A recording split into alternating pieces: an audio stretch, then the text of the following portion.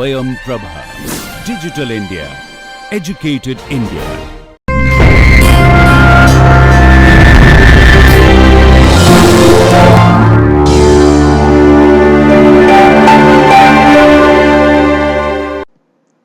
Hello everyone.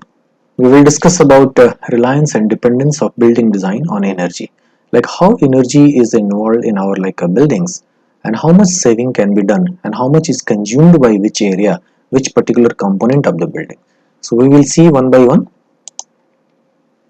So if you see this particular table over here, so this talks about the total cost invested in any given building.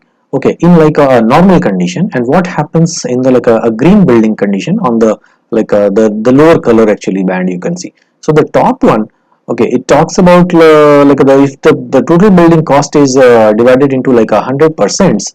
Okay, so almost 30% is taken by the structural systems. Okay, almost 15% is taken by the electrical systems.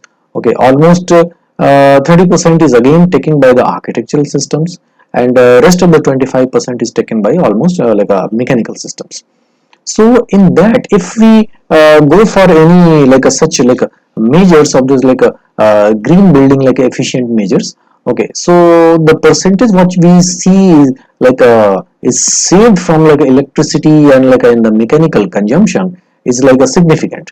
So as we can see, the transfer which happens from electrical to the architectural aspects, okay, so the cost actually gets reduced by 5%, almost 5% over here, and in the mechanical portion it gets a reduction of approx 10%.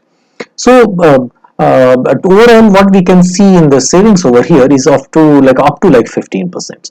So 15% I think is not a small actually volume.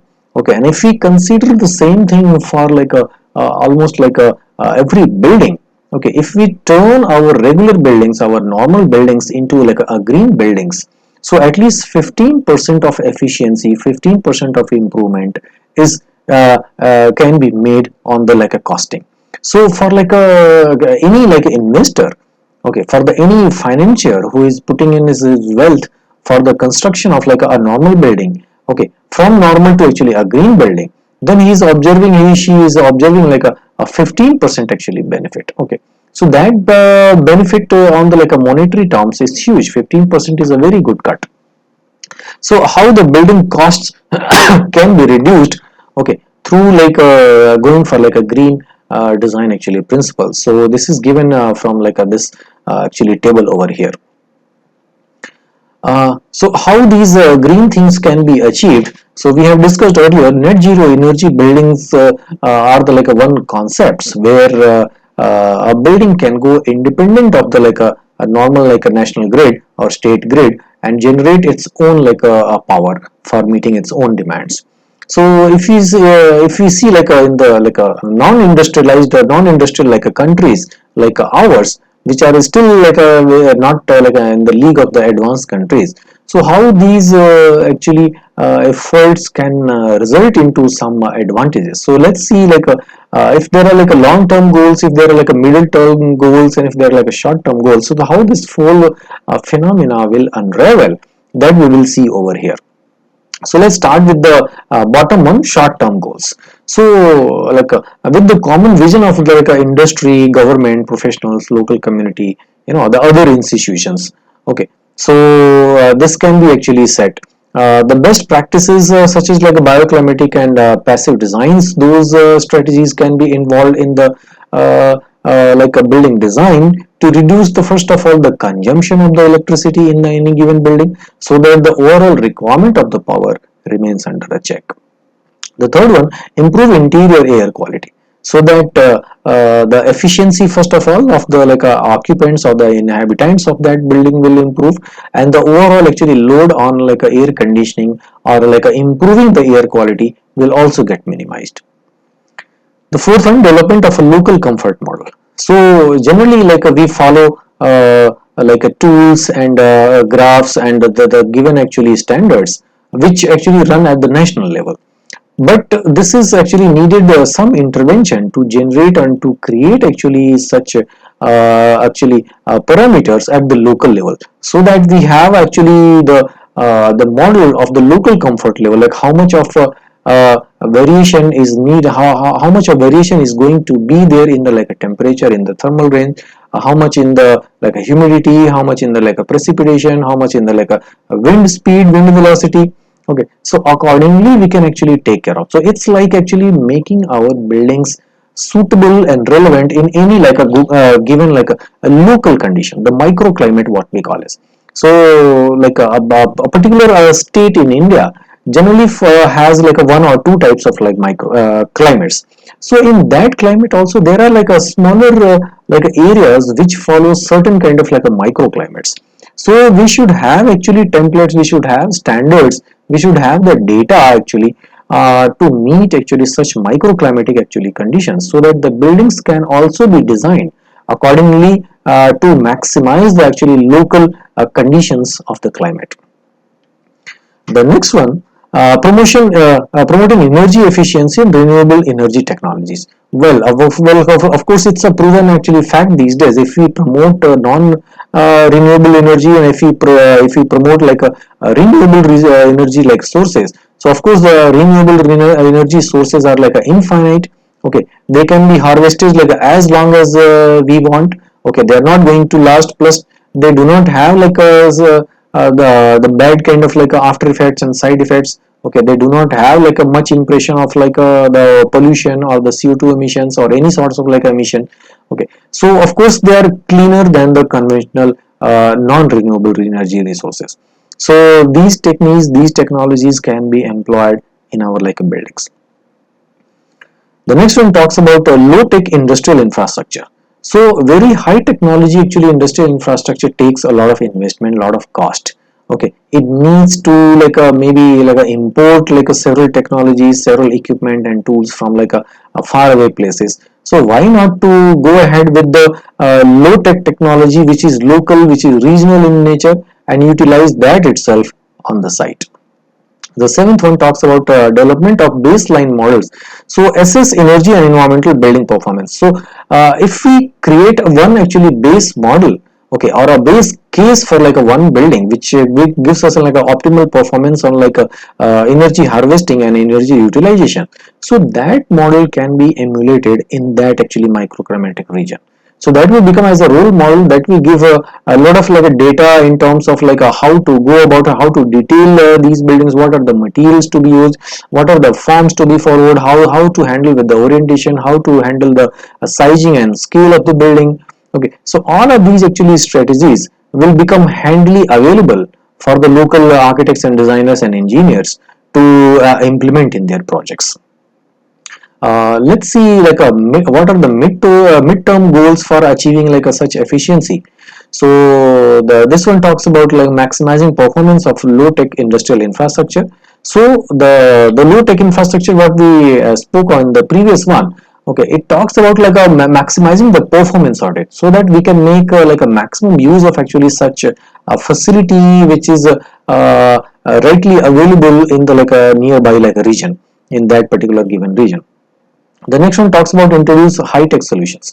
So even if we are following like a low-tech industrial like infrastructure, but we can go for like a high-tech solution, the high technology solution, because importing the technology from elsewhere is not going to cost us like in terms of like a resource consumption. So we can utilize the resources from the local.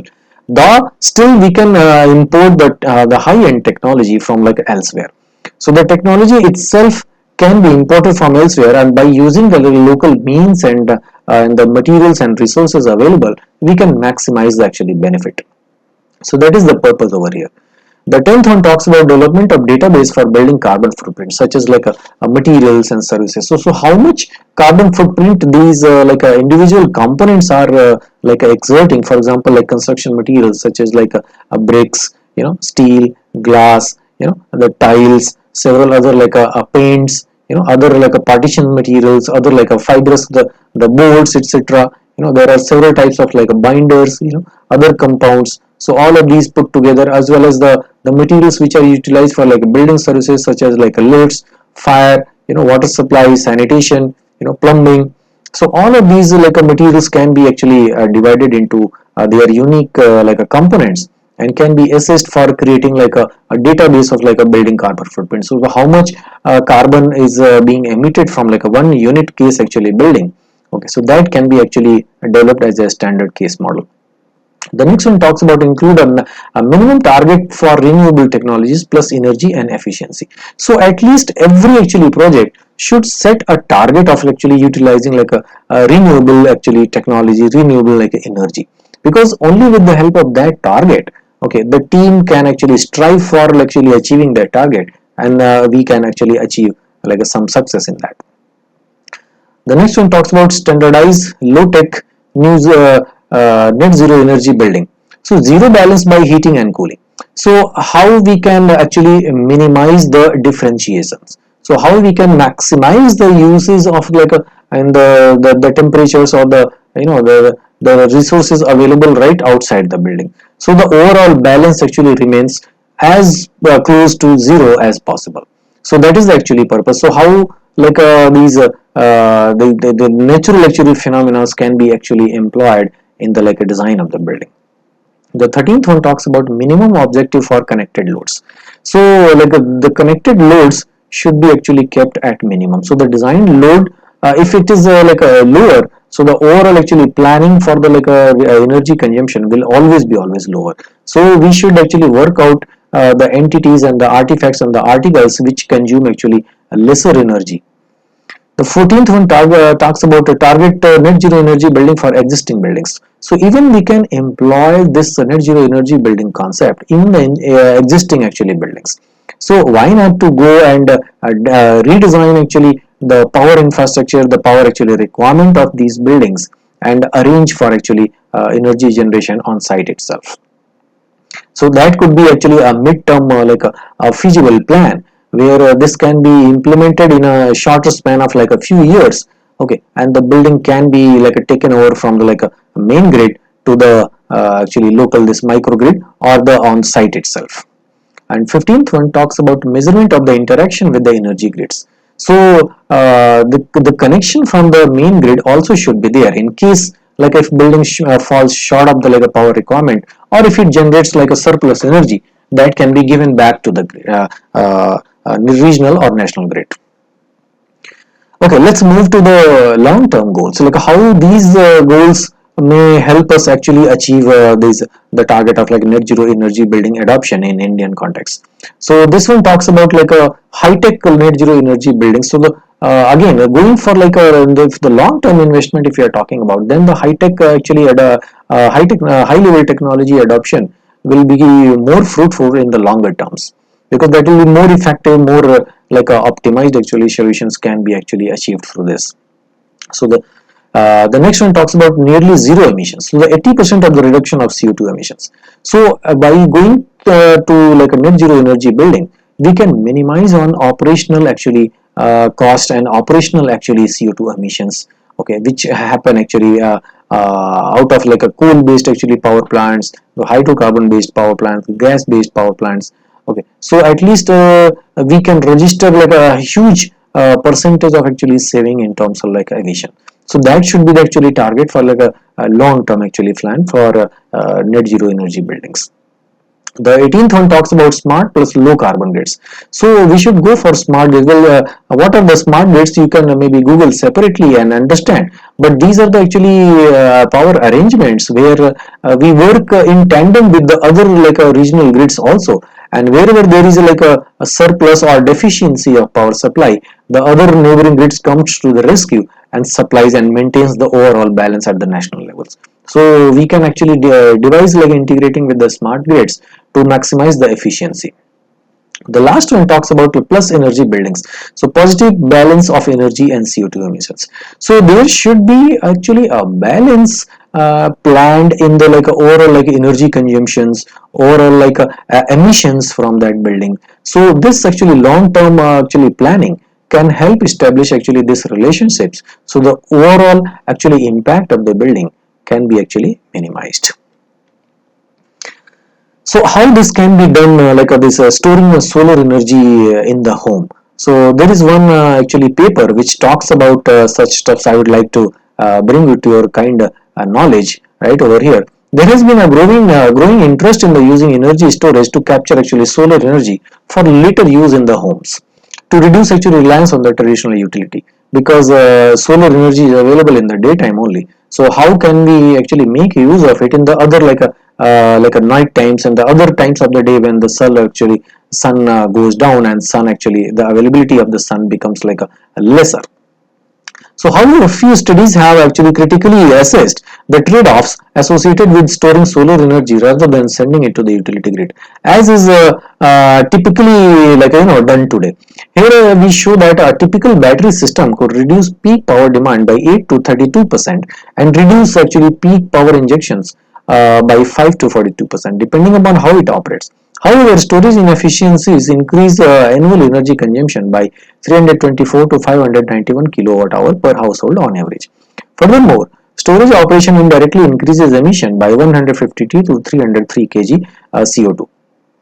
So as we can see, the CO2, SO2 and other nitrous oxides actually per like a Texas household annually. So this study was actually conducted in this the state of the Texas in the USA.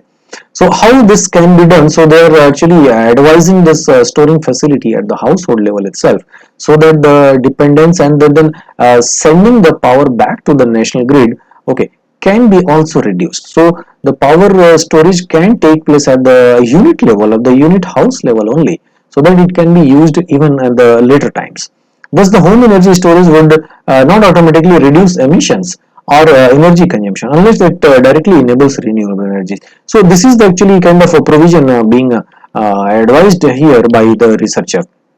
Let's see how this happens at the a city integrated renewable energy for urban sustainability. So here we can see the different components of a building which consume actually how much of power in the different times of the a year. So there are two actually charts given over here: the total final energy consumption, okay, and the total actually transport energy per capita. So the lower one talks about the per capita actually, and the above one talks about the total final energy consumption. So as you can see on the top, the table A, the figure A, it talks about the solar hot water. This is the largest actually volume over there, the 240 watt actually thermal per meter square. So this is the actually total energy consumption by hot water actually facilities, and likely if you see there are several other how this can be actually met this demand by the supplier actually group. So at the bottom you can see there are indicators are given with the help of the color codes and the population sizes. So solar photovoltaic cells are able to generate 120 watts per meter square, okay, and geothermal up to 100 watts per a meter square, okay, and similarly there are these how much is a wind generates, how much the waste based actually units actually generate, okay. So this is given along with the consumption points also, how much is consumed by the crops and other units. And the second figure you can see over here, okay, this talks about actually the per capita actually consumptions. So how this building management system, the building automation can help to achieve actually such efficient system which we are talking about.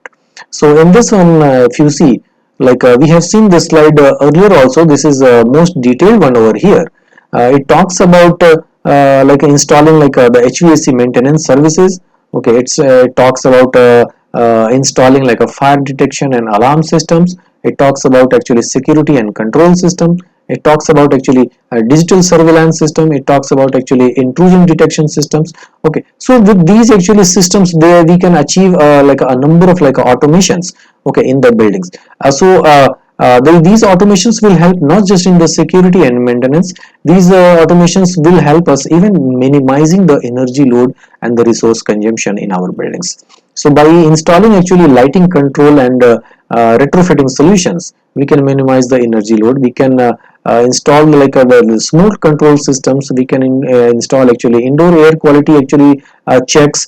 So with that we can switch on and off, and we can keep running our air filters and other solutions for indoor air quality. Okay, we can install water management actually information systems. We can install energy management information system. We can have our own on-site technical team and service team, which will keep on actually moving and reporting actually such activities, and if there is any need, they can keep on actually rectifying that. So, and there are several other also new technologies being employed actually, or being used in the building facilities. You can see over here, they are environmental control systems. They are the checks for a mechanical maintenance and retrofitting system. They are a SL locator. Okay, there are systems for enterprise system integration, where the all of these systems individually can be integrated into one actually system, and can be monitored actually from there. So such actually automation systems can be employed to improve on the energy efficiency part. Let's see how much of energy is consumed by a normal average household, and a building which is designed for conserving electricity, and the C actually you can see in this one, the building which conserves energy in construction as well as in the environmental systems.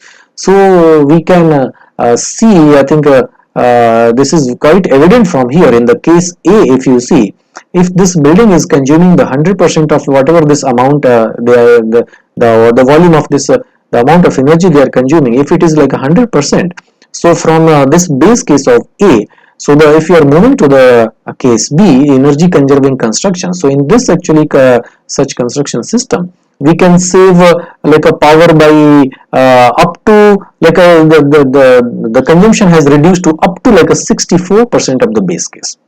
So that's actually a huge actually reduction. That's almost more than a 1/3 of saving which is done. So that's actually kind of impact on the energy consumption while going for energy conserving actually construction systems. And so if you examine the case C, the third one, in this one actually the system is a system follows actually energy conserving construction and environmental systems. So in this it is observed the energy consumption has stood only at 40%. That means there is a saving possibility of a 60%, which has happened over here.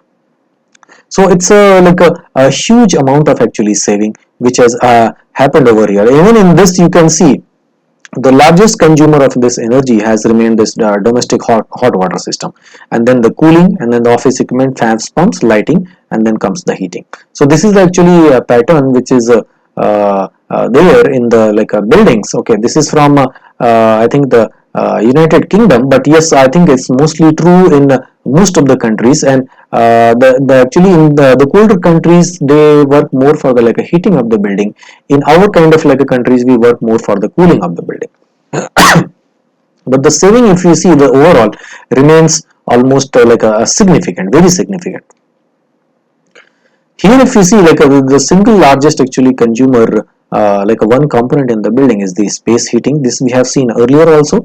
So the space heating actually takes around 61% of the energy consumed in the building. Then the cooling, and then water heating, cooking, lighting, they all have their respective shares. So we can see from here. Okay, and how in this actually figure we can see energy performance index EPI before, and in the second one we can see how it has helped with the different stage wise, if we see stage wise of the designing and construction of these buildings. So how these efforts and costs actually maximize the gains. So in the first one, in this energy performance index, if you see the normal if you go normally as usual, so it stands at 1 point. Okay, and the moment we take a passive measures, it gets down, and it gets down even further when we go for efficient energy efficient cooling systems and cooling the lighting and etc. So there is a significant actually drop in terms of the performance of energy in that particular building. And how it actually changes as we progress through our concept design, through a schematic design, then the design development. So if you see by integrating different stakeholders, okay, and taking energy saving measures, so the efforts and cost can actually come down. Okay, the similar actually integrated design process is given over here also, from the like a concept design to schematic design to the design development up till the like a commissioning. Okay, there is always this potential it is shown over here is the 25 to 40% of like a, you know, the saving potential is observed in this one.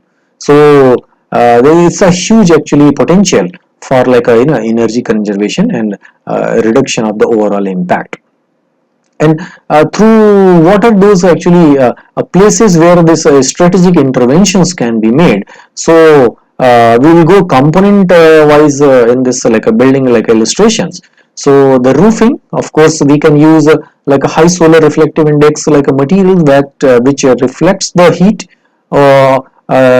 in the like a outer side, and which doesn't actually heats up the building. So the overall like cooling of the building requirement will be lesser. Then there will be like a steel framing. Like a steel is one of the highly recyclable actually materials. So this steel can be used, which can be recycled after the like a life cycle of this material is over. And then yeah, locally sourced material, locally manufactured materials can be actually utilized to actually improve on the indirect emissions part. HVAC systems, these can be installed in an integrated manner so that they can take care of the heating, cooling and ventilation actually purposes. Open circulation, that is also can be given so that the open areas can actually take use of like a prevailing wind directions of that actually particular site, and there is no actually much work needed to improve the efficiency of them on the cooling part.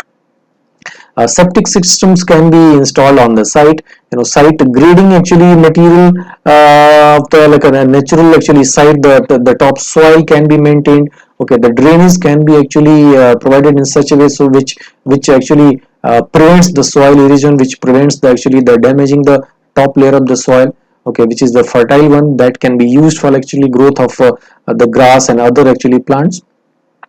South facade can be utilized for actually better like a thermal comfort in this thing, because in the south sun actually goes almost like a vertical, and this side can be utilized for like it's like a strategic purposes.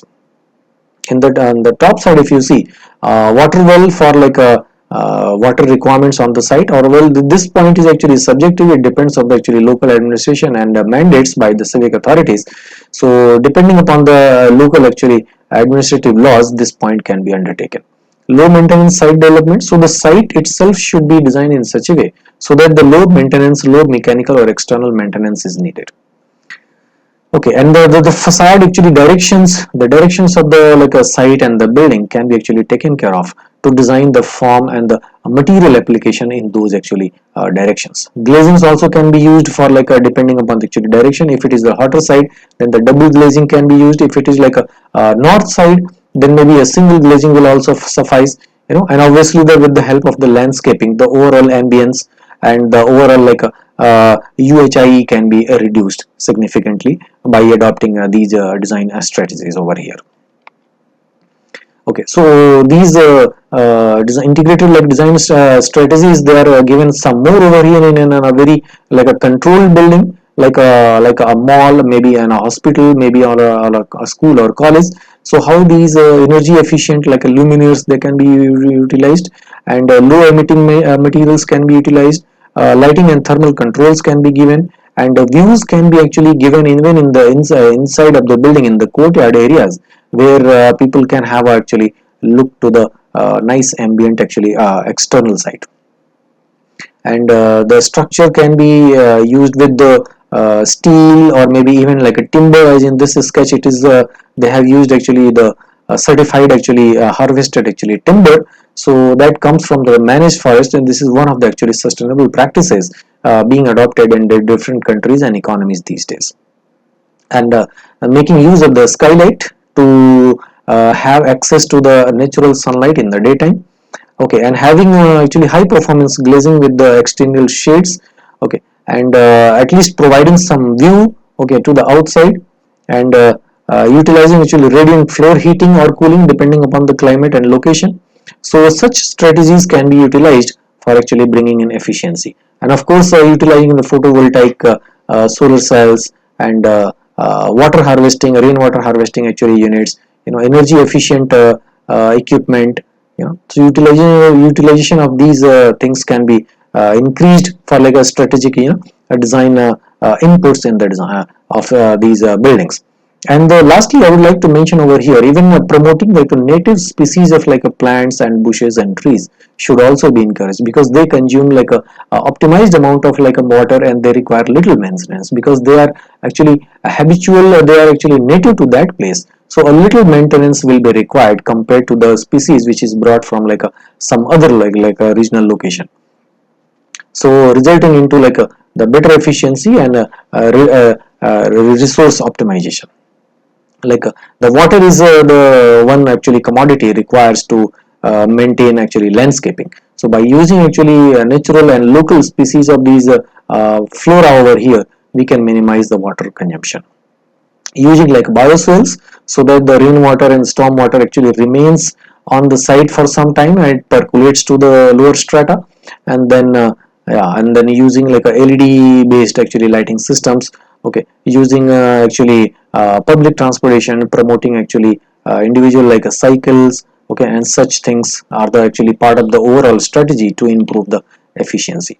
As you can see in this cross section over here of this building, the architect has actually utilized the orientation of the sun to maximize the solar gain on the like solar panels, as well as reducing the solar gain in the inside of the spaces, so that it doesn't get too heated. At the same time, they have utilized this courtyard design to create corridors and walking areas along with some greener facilities. So in context of like India, this is actually sourced from like ECBC. Like what they recommend actually for like a different major actually climatic zones of India. So India is majorly divided into five climatic zones: hot and dry, warm and humid, temperate, cold, and composite. So you can see over here the description of these climatic zones are given, and mean temperatures are given in the summer, okay, and winter, and the diurnal variation is also given. And with the help of like this data, actually the temperature chart and the relative humidity chart and the sky conditions and the wind conditions, okay, our designs we can improve on these. So this is actually this actually chart becomes a basis for our planning our strategies for actually designs in these various actually climatic conditions. So even for like a more detailed actually microclimatic conditions, as we have discussed in the previous slide, so we should focus on developing those microclimatic actually charts and data sets for like a better optimization for like suiting these buildings on like a given like location, because even in these like a climatic zones, there are several like variations observed locally from one place to another. Okay, similar kind of efforts in this sketch also over here to improve on the overall performance of the like energy consumption in the building. So there are several like such techniques which can be employed. As you can see in this particular sketch, there is a huge amount of actually greenery given even in the like lower floors of this building to minimize the actually heat load and increase the actually air ventilation, improve the actually air quality, okay, and give a better actually experience to its like inhabitants. There are some actually examples from India on of like efficient buildings which have been completed in the recent years, in the last one decade or so, and these buildings have become a kind of a landmark for like other architects and designers to follow. So some of these are like to mention over here are this ITC Green Center from like Gurgaon, and Wipro Technologies building from Gurgaon, and Infosys from like Hyderabad, and this is Volvo Eicher corporate headquarters from Gurgaon, and the last one is the Skyview corporate from Gurgaon, and then the second last you can see is the Indira Paryavan Bhavan from like New Delhi, which I have mentioned earlier. This is the first net zero energy building of India. So these actually buildings are worth actually actually taking inspiration from to how to design like a modern buildings in the like a given context, taking help of actually the energy saving, minimizing on the resources, and overall in overall sense actually serving to the purposes of like a sustainability. Thank you everyone.